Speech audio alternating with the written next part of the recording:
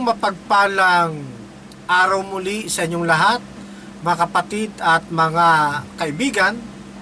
Pansamantala po ulit kayo ay nakatutok dito sa programang Back to the Truth Ministry. Ito po isang Facebook and YouTube media broadcasting ministry. At ang inyo pong maliit na lingkod na makakatuwang ninyo sa impapawid, Brother Fernando B. Camacho Jr. ay muli pong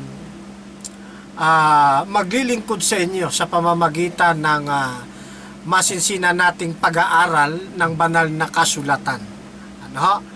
At dito pa rin po tayo mananatili sa atin pong isinasagawang pag-aaral ng biblical interpretation o ng hermeneutics. At itutuloy po natin ang ating pong pag-aaral patungkol po dito sa atin ang nasimulan na fallacy of ignoring the immediate context.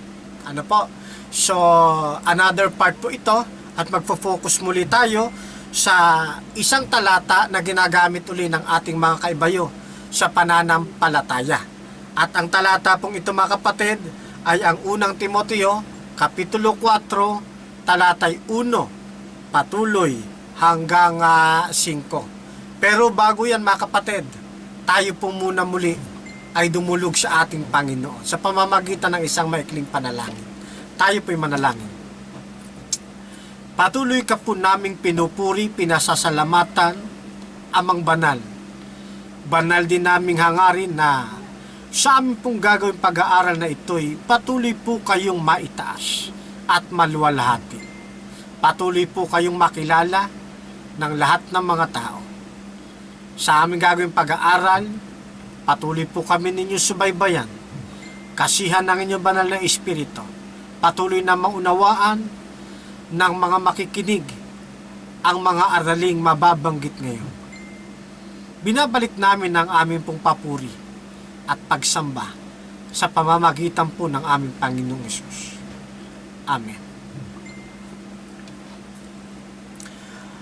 Maraming tao ang gumagamit ng talatang unang Timoteo, Kapitulo 4, talatang 1 patuloy hanggang 5 at kumisan ay itinutuloy pa nila ito sa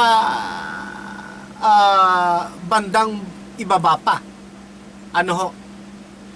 Kaya natin ito bibigyan daan ngayon sapagkat sa bawat pakikipag-usap natin sa mga kaibayo natin sa pananampalataya at sa pagpapatotoo ng mayroong kinalaman sa usaping pangkalusugan, lalo na kapag dumarako sa mga pagkain, ay patuloy na ibinabandila nila na yung mga binabanggit sa Kapitulo 11 at Deuteronomy 14 ay hindi na nananatiling utos at hindi na nananatiling karumal-dumal sa panahon ngayon.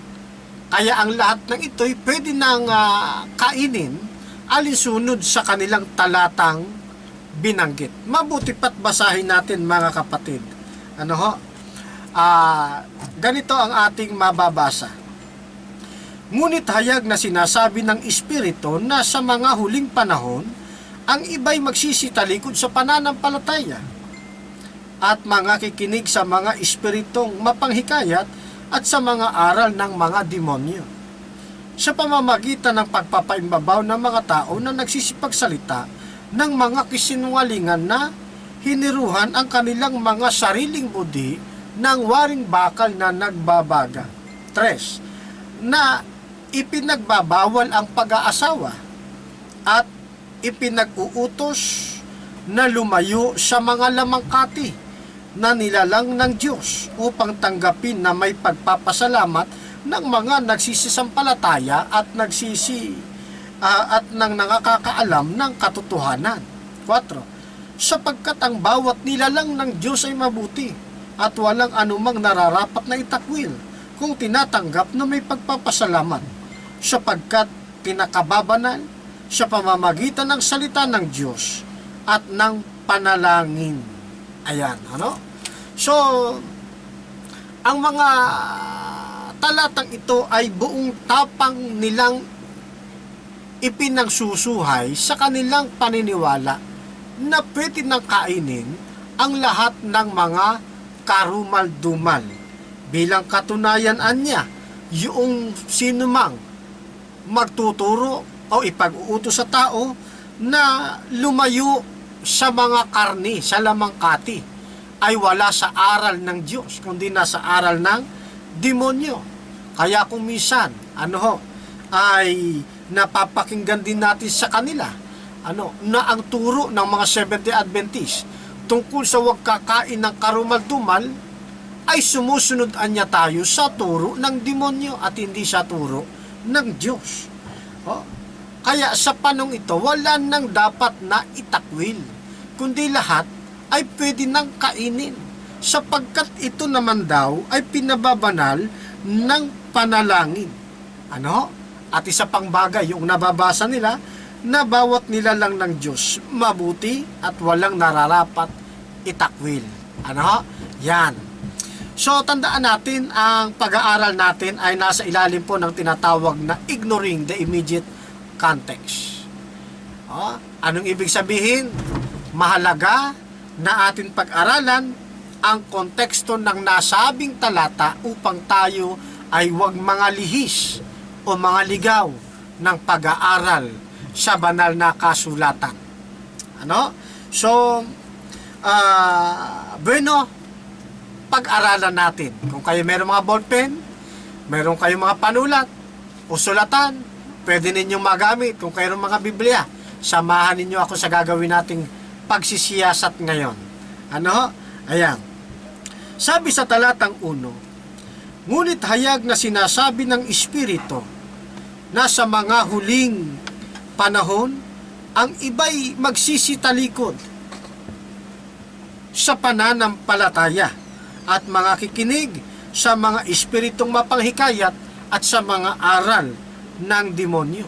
So dito po ay nakikita natin na may binabanggit si Apostol Pablo kay Timoteo na hayag daw niya na sa mga huling araw. Alin ba yung mga na sa mga huling panahon? Alin ba yung huling panahon na binabanggit, mga kapatid?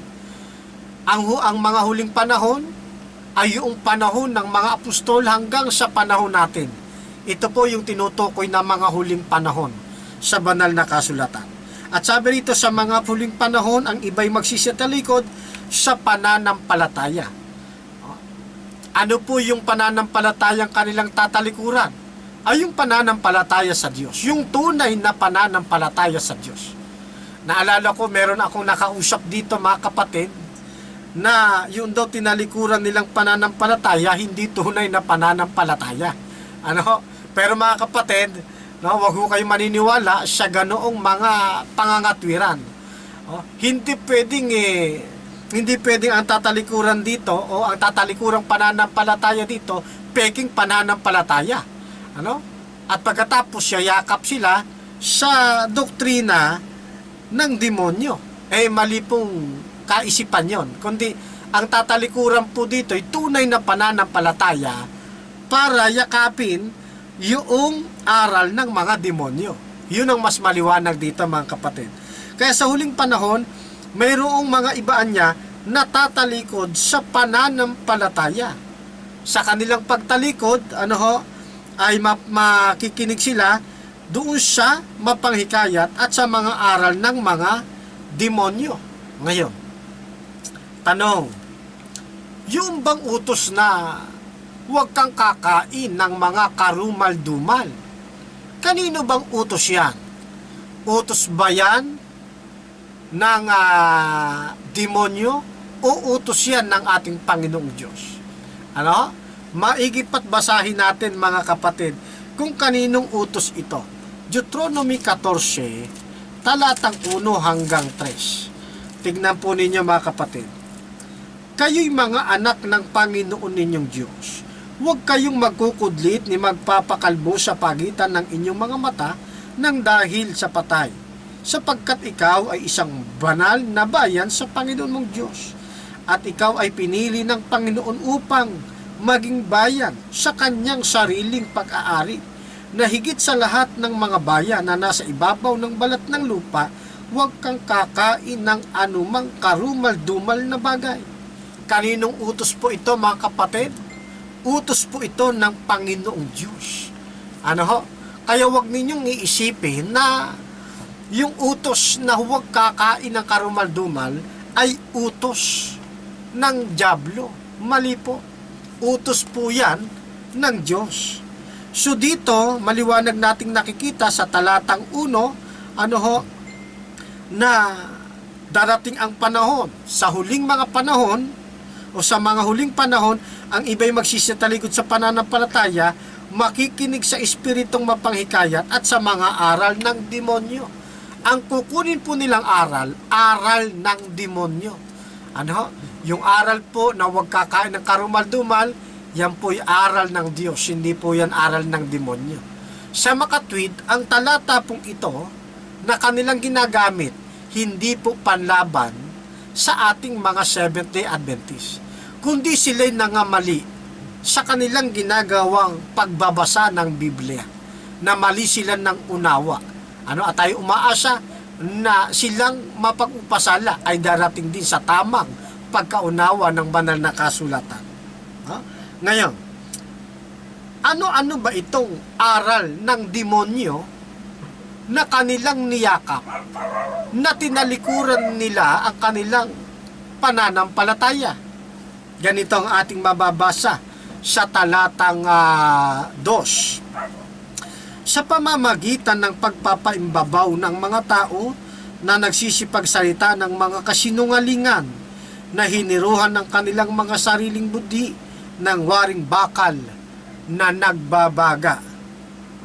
So, dito makikita natin ang tawag ni Apostol Pablo sa mga gurong ito na yakap ng yakap sa aral ng mga demonyo ay mga taong mapagpaimbabaw at mga sinungaling. Ang mga ito ay wala ng malinis na konsensya. Ang kanilang konsensya, ang sabi ng Biblia, ay hiniruhan o tinatakan ng bakal na nagbabaga. Ano ibig sabihin nito, mga kapatid? Tandaan natin na kapag nadampian ng nagbabagang bakal ang balat, napakatindi ang sakit na mararamdaman nito. Ngunit maya-maya ay hindi na ito magiging ganoon kasakit. Sa simula ito'y ubod ng sakit, pero kalaunan ay hindi na ito ganoon kasakit. Bakit? Sapagkat namatay na yung mga ugat na nagiging sanhi o nagiging dahilan kung bakit nakakaramdam ng sakit ang ating balat. Sa bandang huli, hindi na ito makakaramdam ng sakit kahit tatakan uli ng nagbabagang bakal. Bakit? Sapagkat wala na yung mga ugat na siyang nagiging dahilan upang tayo'y makaramdam ng sakit. Ang ibig sabihin ni Apostol Pablo, ang konsensya ng mga taong ito na yumayakap doon sa aral ng mga demonyo ay katulad rin ng balat. Sa simula, ito'y nakakaramdam o nakakapansin ng lahat ng kasalanan. Ngunit, kung magtatagal ang paggawa ng kasalanan, sangayon sa talata na rin, ay unti-unti na itong hindi mararamdaman ng konsensya. Kapag nangyari ito, hindi na niya aalintanahin pang gumawa ulit ng mali. Kaya sabi doon sa talatang 2, sa pamamagitan ng pagpapaimbabaw ng mga tao, nagsisipagsalita ng mga kasinungalingan na hiniruhan, ang ibig sabihin tinatakan, ang kanilang mga sariling budhi ng waring bakal na nagbabaga. Manhid na yung mga ito, mga kapatid. Ano ho? Ngayon, tuloy tayo sa talatang 3. Na ipagbabawal ang pag-aasawa at ipag-uutos na lumayo sa lamangkati na ninalang ng Diyos upang tanggapin na may pagpapasalamat ng mga nagsisampalataya at nangakakaalam ng katotohanan. Ano po ang ilan sa mga doktrina o aral ng demonyo? Sabi rito, ipagbabawal ang pag-aasawa. Sa mga Seventh-day Adventist, wala po kayong makikitang doktrina namin o katuruan o kahit pa pandisiplina na ipinagbabawal ang pag-aasawa. Kaya ang talatang ito, hindi po panlaban sa Seventh-day Adventist. No? Ito po ay pangontra doon sa mga tao sa pananampalatayang nagbabawal sa pag-aasawa. Ano, para sa kanila po ito. Ayan. So, ibig sabihin, makikita natin dito, yun palang nagtuturo na ang tao'y dapat lumayo o hindi na dapat mag-asawa. Yan pala ay turo ng demonyo. Ha? Turo po ng demonyo. Ayon sa isinulat ni Apostol Pablo kay Timoteo. Ayan. Ano pa isa? Bukod doon sa pagbabawal na pag-aasawa na siyang turo ng demonyo at ipag-uutos na lumayo sa mga lamangkati. Aba, teka. Ano ba itong lamangkati na binabanggit sa atin ng Biblia? Sa English kasi, ang ginamit po dyan, sa King James Version, and commanding to abstain from meats, karne. Ano, yung pong lamangkati ay karne. Kaya mabilis nilang naipakulugan, o di pwede nang kainin yung karne ng baboy, ano, karne ng aso, sapagkat ito naman ay pinahintulot ng kainin. Ay maghunos dili po, mga kapatid. Hindi tayo basta-basta magbibigay ng conclusion, kundi aalamin muna natin ano ba ibig sabihin ng lamangkati sa talatang ito. Yan. Tandaan natin, mga kapatid, ulitin ko, ang Biblia ay isinulat sa panahon ng unang siglo, hindi sa panahon natin. Maaring iba ang pakahulugan natin pag sinabing karne sa panahon nila at karne sa panahon natin. Sa panahon natin, yung mga pag nagkatay ng baboy, karne rin yun ang tawag. Ano? Ayan. Pero sa Biblia, yun pong lamangkati na binabanggit, mababasa ninyo sa tekstong Griego na bromaton. Ano ho? Bromaton. Ayan. At itong bromaton na ito, mga kapatid, ito po yung ipinagbabawal alinsunod sa doktrina ng demonyo na dapat layuan ng tao. Ano ba yung bromaton? Ito po yung mga pagkaing ipinahihintulot ng Diyos na mababasa po ninyo sa Levitico 11, Deuteronomy 14. Yung mga karne ng tupa, karne ng kambing, etc., etc. Ayan. Ito po yung mga karne na pinag-uusapan sa talata pong ito o sa buong konteksto ng talata pong ito na ang utos ng dyablo ay huwag kakain o pinag-utos na lumayo sa mga pagkaing ipinahihintulot ng Diyos. Na ang tao'y dapat na lumayo sa mga karning ipinahintulot, kainin ng Diyos. Ayan, no? Hindi po pinag-uusapan sa talatang ito yung karne ng akatarton o akatarton sa wikang Grego, na sa Tagalog, karne ng mga karumal-dumal na hayop. hindi pinag-uusapan dito, mga kapatid. Kundi ang pinag-uusapan lamang ay yung karne na nasasakop ng bromaton.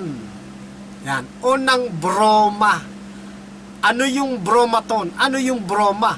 Mga pagkaing ipinahintulot ng Diyos na kainin ng bayang Israel noong panahong yaon. Na hanggang ngayon, nananatili pa rin ang batas na yon. So, sa makatwid, ibig sabihin, kapag ka may isang grupo ng pananampalataya at sasabihing lumayo na kayo, huwag na kayong kumain ng mga karning ipinahintulot ng ating Panginoon Diyos na kainin, yan po ang nasa aral ng demonyo. Kaya sabi ko nga, yung talatang ito, hindi talatang panlaban sa paniniwala ng Seventh-day Adventist, sapagkat wala tayong pagtuturo na dapat tayong lumayo sa mga o sa lamangkati na sinasakop ng bromaton. Ano ho? Ayan. Kundi pinananatili nating sundin ang utos ng atin pong Panginoong Diyos na huwag kakain ng anumang mga karumal-dumal na binabanggit doon ng detalye sa Levitico 11 at Deuteronomy 14. Ayan. Sabi sa talatang ito daw mga lamangkati o karni na sasakop ng bromaton, ito raw po'y nilalang ng Diyos upang tanggaping may pagpapasalamat ng mga nagsisampalataya at nangakakaalam ng katotohanan. Totoo po yan. Kaya hindi natin itinatakwil yung mga yan. Sapagkat nalalaman natin ng katotohanan, ipinagpapasalamat natin niya sa ating pong Panginoong Diyos. Ano? Yan. Talatang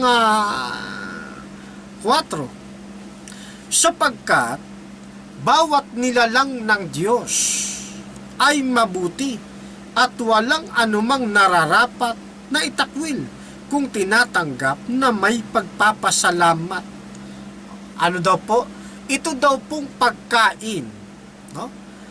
O lamangkati, karne na sinasakop ng salitang bromaton. Ano? Dapat nating tanggaping may pagpapasalamat sapagkat ang mga ito na nilalang ng ating Panginoong Diyos ay mabuti.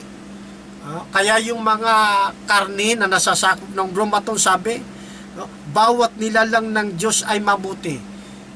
Kanino ito referido? Saan ito referido? Referido po ito doon sa pinag-uusapang lamangkati. Hindi dito sinasakop yung mga karumal-dumal na hayop.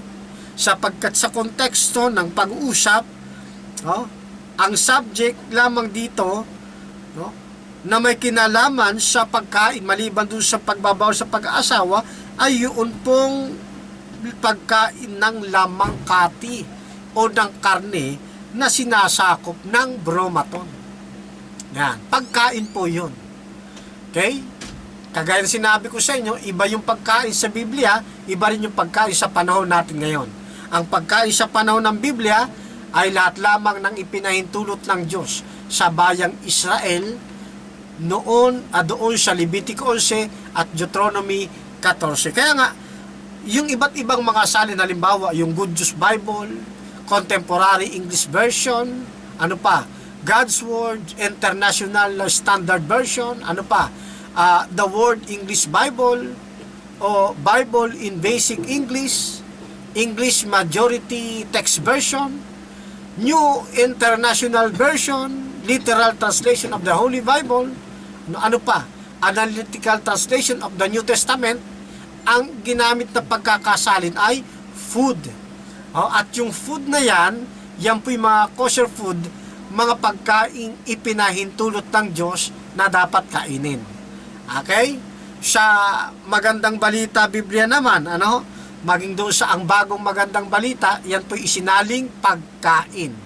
At nagkakaintindihan na tayo kapag sinabing pagkain, yan po ay nasa ilalim ng terminong Grego na bromaton. Ayan. Sa King James Version naman at sa Modern King James Version, ang ginamit po ay meats. Ano po? Nang ibig sabihin, mga karne. Ito po'y nasa ilalim ng salitang bromaton. Huwag niyo pong kakalimutan yan, mga kapatid, sapagkat yan ang susi ng katotohanan ng ating pinag-uusapan ngayon. Na itong mga karne na ito na nasasakop po ng bromaton, bawat isa sa kanila ay nilalang ng Diyos, na sila ay mabuti at walang anumang nararapat na itakwil kung tinatanggap na may pagpapasalamat. So, ang subject po ng mga terminong bawat nilalang ng Diyos ay mabuti ay patungkol po doon sa lamangkati na nasasakop ng salitang bromaton. Okay?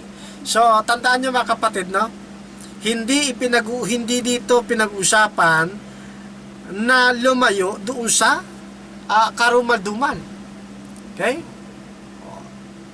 Hindi sinabi na ipag-uutos na lumayo sa mga karumal-dumal o ipinag-utos na lumayo sa akatarton. Yan.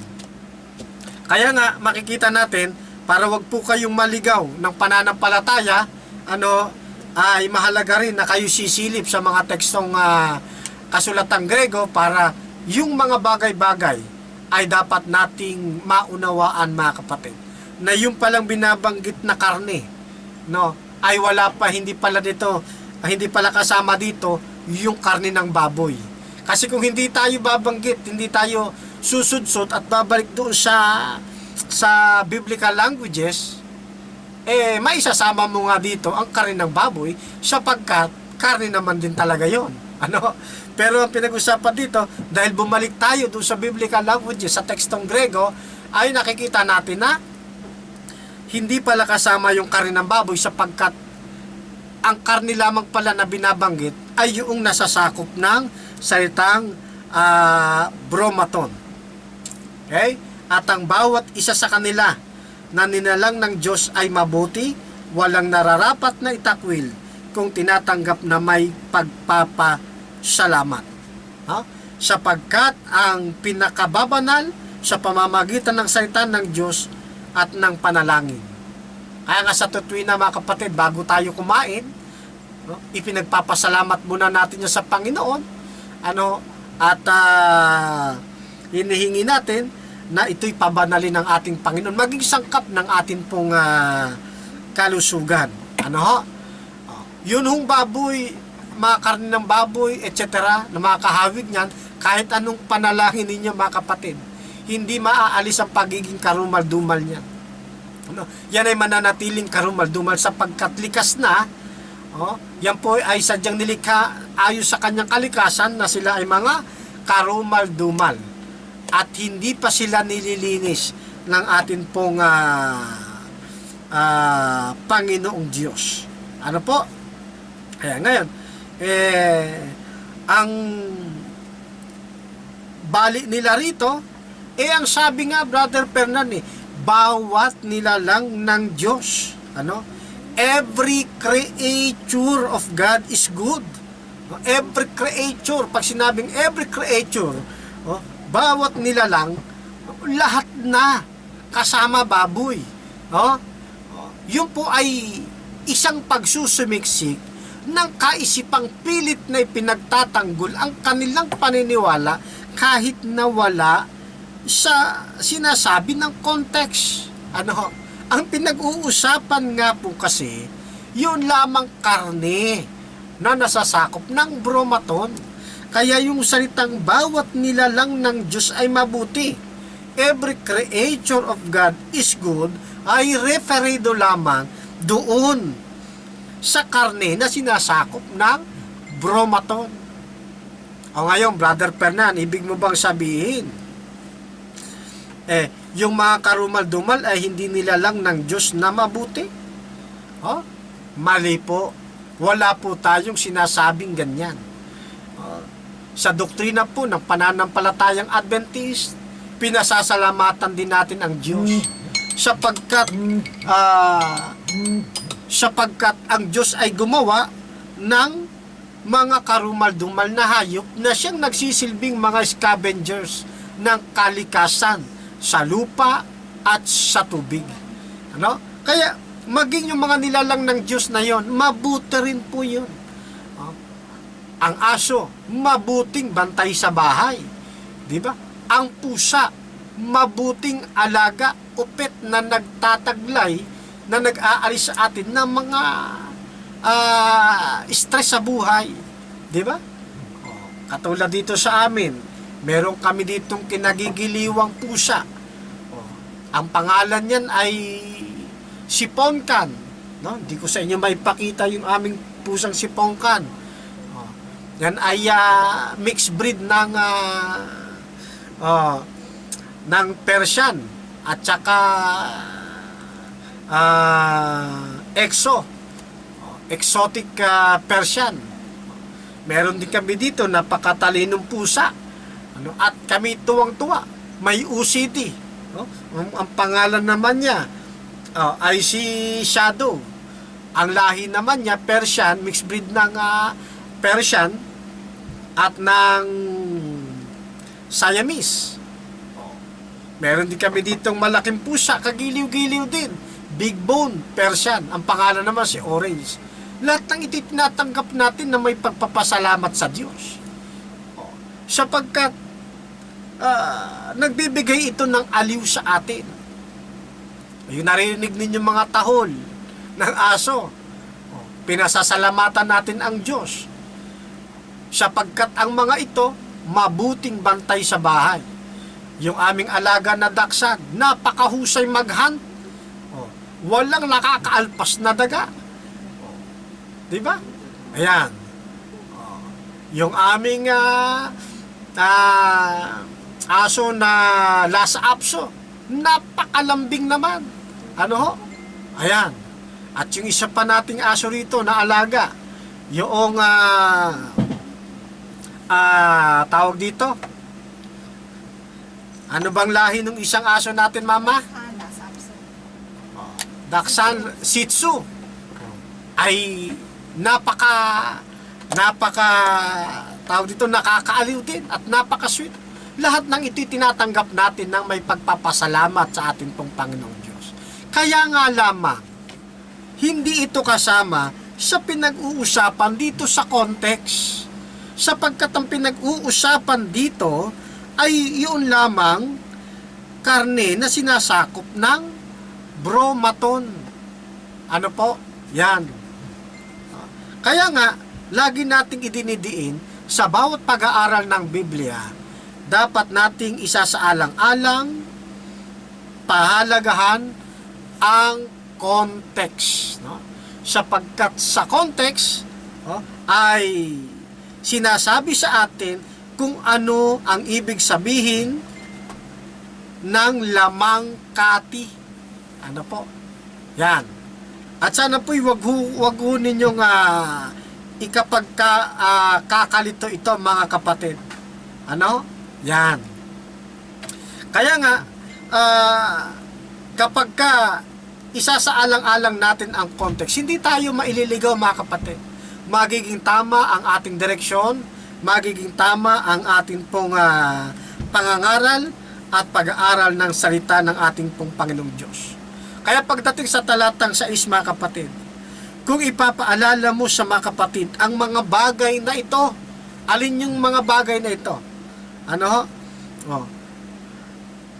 Ikaw ay magiging isang mabuting ministro ni Kristo Jesus na kinakandili sa mga salita ng pananampalataya at ng mabuting aral na sinusunod mo hanggang ngayon. Alin yung binabanggit niya? Yun pong pagtiwalag ng mga tao sa tunay na pananampalataya at pangahawak sa aral ng mga demonyo. Ngayon, nakita natin, mga kapatid, na ang Seventh-day Adventist pala ay hindi pala kumukontra ang talatang ito sa paniniwala ng Seventh-day Adventist, kundi bagkus tayo ang nasa tunay na katwiran. Ngayon, nasa sa inyo ang pagpapasyang muli, mga kapatid, kung tatanggapin po ninyo ang naging pag-aaral natin ngayon na ibinase natin sa kanyang konteksto. Kung hindi ninyo tatanggapin, nasa sa inyo rin po yun. Kaya lang, ang magiging tawag po sa inyo dyan ay fallacy of ignoring the immediate context. Bakit naging fallacy of ignoring the immediate context? Inignore ninyo kasi yung immediate context ng talatang ito. Ano ho? Ayan. Para wag po ninyong ma-ignore o kayong mapunta sa isang maling katuruan, ay sang-ayunan natin na ito'y hindi nagtuturo sa atin na pwede nang kainin ang mga karumal-dumal na binabanggit sa Leviticus 11 at Deuteronomy 14. Ang kainin lamang natin yung pagkain ipinahintulot sa atin ng ating Panginoong Diyos. Kapag nakita na ninyo ang pananampalataya, halimbawa ang pananampalatayang inaaniban ninyo, ginagamit ang talatang ito, unang Korinto 4:1 patuloy hanggang 5, bilang panuhay o panukod sa doktrinang pwede nang kainin ng karumal-dumal, iwanan na ninyo mga kapatid ang pananampalatayang yan, sapagkat yan ang tunay na nasa maling pananampalataya. Sila yung tunay na nangamali sa pag-aaral ng banal na kasulatan. Ngayon, kapag meron kayong nakitang pananampalataya o di kaya yung inaaniban ninyo ay nagtuturo na huwag kakain ng mga ipinahihintulot na kainin ng ating Panginoong Diyos na mga karning sinasakop ng broma, iwanan na rin ninyo yan mga kapatid. Hindi yan sa Diyos. Ang dala-dala niyang turo yan ng demonyo. Ano sabi doon sa talata? Isa sa mga turo ng demonyo, ipag-uutos na lumayo sa mga karning ipinakakain ng Diyos. Ayan.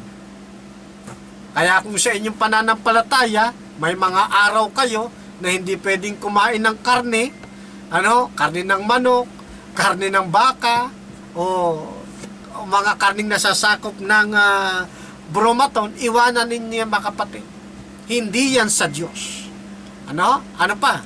Kapag may nakita kayong pananampalataya, o di kaya yung inyong inaaniban, na nagbabawal sa pag-aasawa, iwanan na rin po ninyo yan. Hindi yan ang pananampalatayang sa Diyos. Aral yan ng demonyo mga kapatid. Alinsunod sa sinabi ni Apostol Pablo kay Timoteo. Ayan. Kaya yung magtuturo na pwedeng kainin ng karumal-dumal, parehong aral ng demonyo yan eh. Yung pwede nang kainin ng karumal-dumal, aral din po ng demonyo yan. Sapagkat ang aral ng Diyos, huwag kang kakain ng karumal-dumal. Counterfeit po yan. Yan.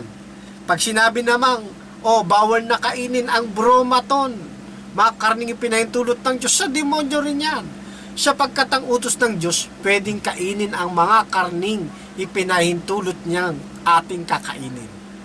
Okay? So, kaya po sa pagkakataong ito, mga kapatid, ay pasalamatan natin ang ating Panginoong Diyos sapagkat muli na naman niyang ipinaunawa sa atin ang isang serye ng pag-aaral ng hermeneutika, ang ignoring the immediate context. Huwag ninyong i-ignore ito mga kapatid.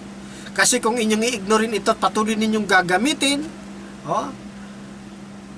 ay magiging error de tema na naman ang magiging kalalabasan ng inyong pag-aaral at pagsisipin ng talata.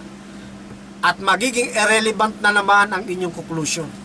Sa halip na madala ninyo ang mga tao sa paanan ng ating Panginoon, ibubulid ninyo sila sa kapamakan.